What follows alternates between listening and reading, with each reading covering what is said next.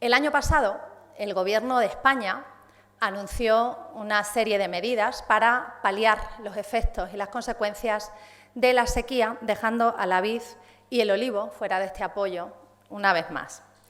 Como hemos podido comprobar, estos cultivos también se han visto afectados por la sequía, sobre todo el viñedo, pero el Gobierno central sigue sin actuar y sin poner estas ayudas encima de la mesa. Por tanto, el olivar y el viñedo se quedan fuera de las medidas y de las negociaciones.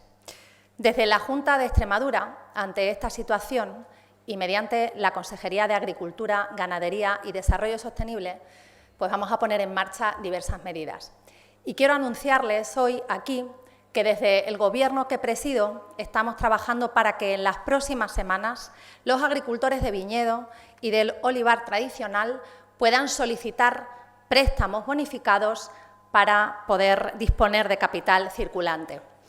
Y además, para el viñedo, que de estos dos cultivos es el más afectado por la sequía, pueda recibir una ayuda directa para la que dispondremos de un presupuesto de 6 millones de euros.